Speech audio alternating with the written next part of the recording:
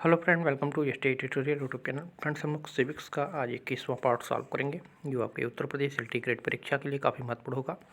इसके पहले का सभी पार्ट आप लोग प्लेलिस्ट में जाकर के सॉल्व कर सकते हैं, जो आपके एग्जाम में काफ़ी हेल्प करेगा। तो वीडियो पर लास्ट तक बने रहिएगा। वीडियो अच्छा लगे तो चैनल को सब्सक्राइब कर लीजिएगा, लाइक कीजिएगा, दोस्तों में शेयर भी कर दीजिएगा, बेल आइकन पर प्रेस कर लीजिएगा ताकि आने वाले वीडियो का नोटिफिकेशन सबसे पहले मिल सके। चलिए क्वेश्चन को शुरू करते हैं। पहला क्वेश्चन है, निम्नलिखित में से किस एक अधिनियम के द्वारा भारत में संघीय न्यायालय की स्थापना की गई? तो यहाँ पे डी ऑप्शन सही हो जाएगा, इनमें से कोई नहीं है, क्योंकि संघीय न्यायालय की स्थापना जो है भारत सरकार अधिनियम 1935 के अंतर्गत की गई थी। ठीक है, 1935 के अंतर्गत भारत सरकार अधिनियम 1935 के अंतर्गत जो है भारत में संघीय न्यायालय की स्थापना की गई थी। ठीक है, अगर देखा जाए तो भारत में संघीय न्यायालय की स्थापना जो हुआ था 1 अक्टूबर 1937 को हुआ था। इसकी स्थापना जो है 1 अक्टूबर 1937 में भारत सरकार अधिनियम 1935 के द्वारा जो है किया गया था। ठीक है, और इसके प्रथम मुख्य न्यायाधीश जो थे सर मॉरिस गुएर थे। ठीक है, इसको भी आप लोग याद रखिएगा, सर मॉरिस गुएर थे। ठीक है, तो यहाँ पे डी ऑप्शन आपका सही हो जाएगा। दूसरा क्वेश्चन, भारत में संघीय न्यायालय निम्नलिखित में से किस वर्ष में स्थापित किया गया? देखिए सेम प्रश्न है, थोड़ा सा इसमें डिफरेंस है। इसकी स्थापना पूछ लिया है, किस वर्ष किया गया इसकी स्थापना। तो अभी हम लोग पढ़े हैं, इसकी स्थापना जो है 1 अक्टूबर 1937 को इसकी स्थापना की गई थी, और भारत सरकार अधिनियम 1935 के द्वारा। ठीक है, तो अधिनियम पूछेगा तो 1935 के द्वारा, किस वर्ष इसकी स्थापना की गई तो 1937 में की गई। ठीक है, और इसके पहले मुख्य न्यायाधीश जो थे सर मॉरिस गोयर थे। ठीक है, तो काफ़ी महत्वपूर्ण प्रश्न है, यही दोनों प्रश्न बनाया जाता है कंफ्यूज करने के लिए।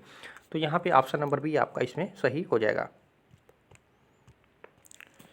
अगला क्वेश्चन है, भारतीय संविधान में किस प्रकार की शासन प्रणाली की व्यवस्था की गई है? तो भारतीय संविधान में जो है संस्थात्मक शासन प्रणाली की व्यवस्था की गई है। यहाँ पे सही ऑप्शन आपका सही हो जाएगा। ठीक है, शासन प्रणाली की सामान्यतः दो पद्धतियाँ मानी जाती हैं, संसदात्मक और अध्यक्षात्मक। तो भारत में ब्रिटेन का अनुसरण करते हुए जो है संसदात्मक शासन व्यवस्था को अपनाया गया है। संस्थात्मक शासन व्यवस्था में जो होता है, व्यवस्थापिका के सदस्य कार्यपालिका का गठन करते हैं तथा कार्यपालिका जो है व्यवस्थापिका के प्रति उत्तरदायी होती है। तो यहाँ पे सी ऑप्शन आपका इसमें सही हो जाएगा। अगला क्वेश्चन है, नीति निदेशक सिद्धांत है, क्या ये वाद योग्य है? वाद योग्य नहीं है, मौलिक अधिकार है। तो क्या इसमें सही होगा? तो यहाँ पे बी ऑप्शन आपका सही हो जाएगा। जो नीति निदेशक सिद्धांत है ये वाद योग्य नहीं है। ठीक है, तो यहाँ पे बी ऑप्शन सही हो जाएगा। ये न्यायालय द्वारा प्रवर्तनीय नहीं कराए जा सकते। ठीक है, अनुच्छेद 37 में ऐसा बताया गया है। और भारतीय संविधान के भाग 4 में 36 से लेकर के जो है 51 तक नीति निदेशक तत्वों के प्रावधान के बारे में बताया गया है। ठीक है, तो यहाँ पे आप ऑप्शन नंबर बी आपका इसमें सही हो जाएगा। अगला क्वेश्चन है, लोकसभा के स्पीकर का निर्वाचन होता है।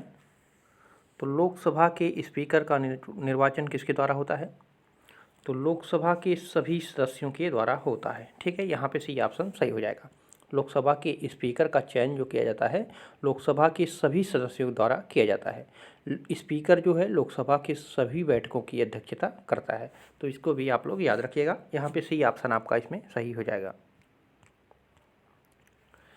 अगला क्वेश्चन है, किसी भारतीय राज्य के राज्यपाल से संबंधित निम्नलिखित कथनों में से कौन सा कथन सत्य नहीं है?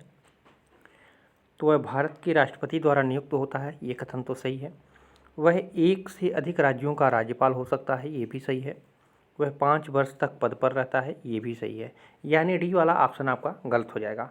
यदि संबंधित राज्य की व्यवस्थापिका उसे पद से हटाए जाने का प्रस्ताव स्वीकार करती है तो वह पदावधि से पूर्व भी पदमुक्त किया जा सकता है, ये गलत है, क्योंकि राष्ट्रपति के पश्चात पर्यंत उसकी नियुक्ति की जाती है। अतः पदावधि से पूर्व भी जो है राष्ट्रपति ही केंद्रीय मंत्रिपरिषद की सलाह पर उसे पदच्युत कर सकता है। ठीक है, केंद्रीय परिषद की सलाह पर राष्ट्रपति ही उसे पदमुक्त कर सकता है। ठीक है, यहाँ राज्य की व्यवस्थापिका से इसका कोई हटाने का कोई प्रावधान नहीं बताया गया है। ठीक है, तो इसको आप लोग याद रखिएगा। यहाँ पे डी ऑप्शन आपका इसमें सही हो जाएगा। अगला क्वेश्चन है, निम्नलिखित कार्यों में से कौन सा कार्य स्थानीय स्वशासन से संबंधित नहीं है? स्थानीय स्वशासन से संबंधित नहीं है। तो लोक व्यवस्था का अनुरक्षण, ठीक है, लोक व्यवस्था का अनुरक्षण, ये जो है स्थानीय स्वशासन से संबंधित नहीं है, ये राज्य सरकार से संबंधित है। ठीक है, ये राज्य सरकार से संबंधित है।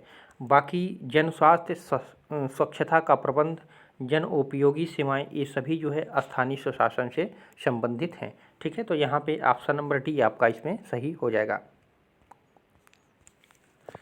अगला क्वेश्चन है, निम्नलिखित अनुच्छेदों में से कौन सा अनुच्छेद पंचायतों में अनुसूचित जातियों एवं अनुसूचित जनजातियों के लिए सीटों का आरक्षण प्रदान करता है?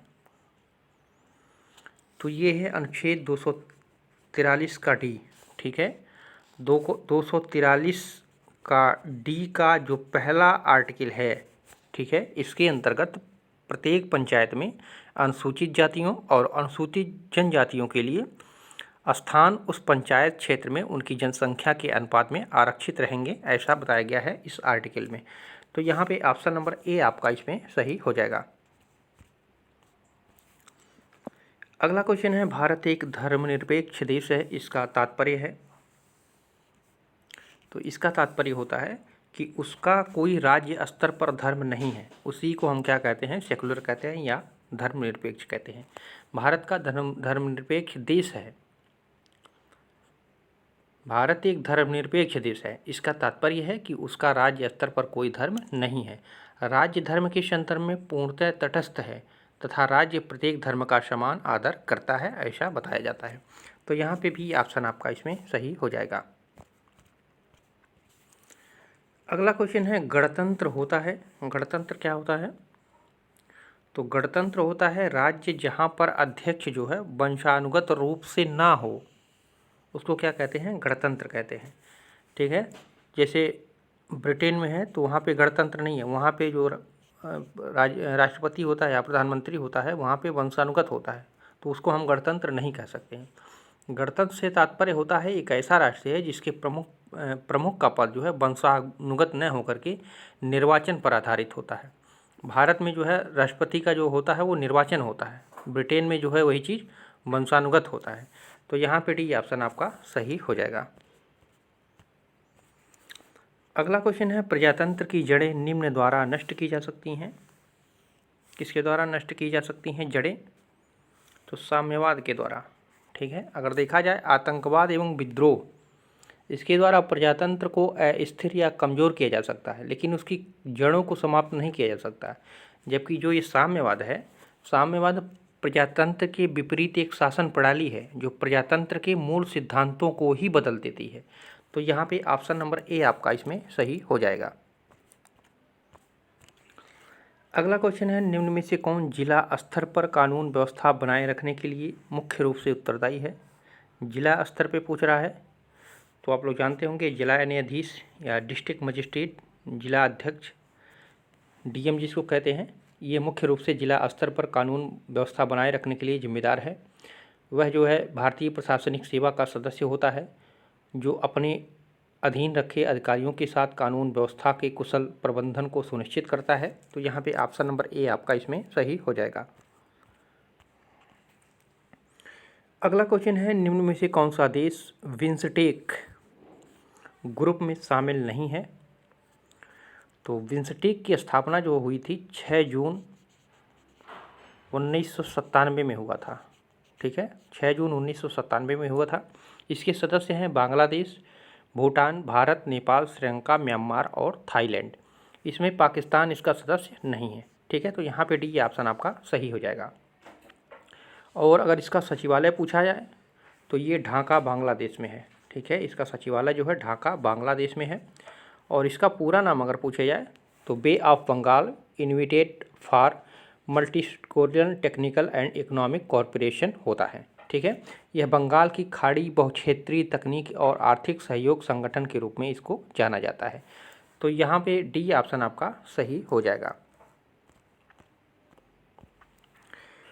अगला क्वेश्चन है राष्ट्रीय महत्वपूर्ण सूचना अवसंरचना संरक्षण केंद्र national critical infrastructure protection centre NCIPC का संबंध किससे है? तो इसका संबंध जो है साइबर सुरक्षा से है। ठीक है, इसकी संबंध जो है साइबर सुरक्षा से है। इसकी स्थापना जो की गई थी 16 जनवरी 2014 को इसकी स्थापना की गई थी। ठीक है, और इसका उद्देश्य है देश के विभिन्न क्षेत्रों के लिए सुरक्षित और लचीले सूचना तंत्र का मूल ढांचा विकसित करना है। ठीक है, तो यहाँ पे ऑप्शन नंबर ए आपका इसमें सही हो जाएगा। अगला क्वेश्चन है समान कार्य के लिए समान वेतन भारत के संविधान में सुनिश्चित किया गया एक राज्य के नीति निर्देशक सिद्धांतों का एक अंग है। ठीक है, समान कार्य के लिए समान वेतन भारत के संविधान में सुनिश्चित किया गया ये राज्य के नीति निर्देशक सिद्धांतों का अंग है। अनुच्छेद 39 के घ में यह प्रावधान किया गया है कि पुरुष और स्त्री दोनों का समान कार्य के लिए समान वेतन होना चाहिए।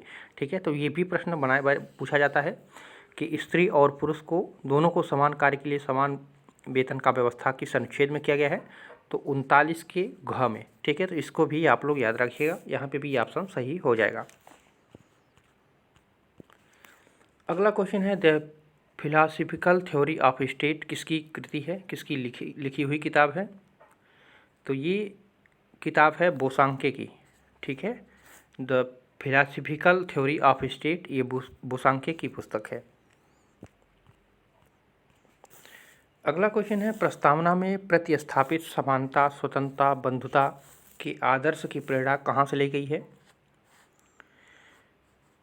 तो ये लिया गया है आपका फ्रांसीसी क्रांति से। ठीक है, प्रस्तावना में जो स्थापित किया गया है समानता स्वतंत्रता और बंधुत्व के आदर्श की प्रेरणा जो है फ्रांसी की क्रांति से ली गई है। और स्वतंत्रता समानता और बंधुत्व का नारा जो है फ्रांस की क्रांति की देन है। फ्रांस की क्रांति जो है 1789 में लुई 16वें के शासनकाल में हुई थी। तो यहाँ पे सी ऑप्शन आपका इसमें सही हो जाएगा। अगला क्वेश्चन है राज्य की उत्पत्ति की शक्ति के सिद्धांत की आलोचना के संबंध में यह कथन किसका है कि शक्ति केवल डाकुओं के गिरोह का संगठन कर सकती है, राज्य का नहीं? तो ये कथन है बोदा का। ठीक है, बोदा ने बताया था कि शक्ति केवल डाकुओं के गिरोह का संगठन कर सकती है, राज्य का नहीं। तो यहाँ पे ऑप्शन नंबर सी आपका इसमें सही हो जाएगा। अगला क्वेश्चन है अभी तक राष्ट्रीय आपातकाल कितनी बार घोषित किया गया है? तो अभी तक राष्ट्रीय आपातकाल जो है 3 बार घोषित किया गया है। पहला हुआ था 26 अक्टूबर 1962 में चीन आक्रमण के कारण। दूसरा हुआ था आपका दिसंबर महीने में पाकिस्तान के साथ संघर्ष के कारण 1971 में।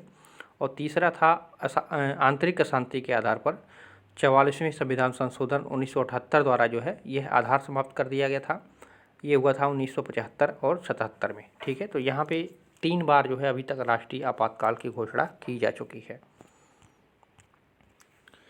अगला क्वेश्चन है स्वयं निर्माण का सिद्धांत दुधारी तलवार है, ये किसने कहा है? तो ये कहा है लॉर्ड कर्जन ने। ठीक है, स्वयं निर्माण का सिद्धांत दुधारी तलवार है, यह कथन लॉर्ड कर्जन का है। और लॉर्ड कर्जन ने जो है 1923 में लुसाने पीस कॉन्फ्रेंस में स्वयं निर्णय के अधिकार की आलोचना करते हुए ये बात कही थी। ठीक है, तो यहाँ पे ऑप्शन नंबर बी आपका इसमें सही हो जाएगा।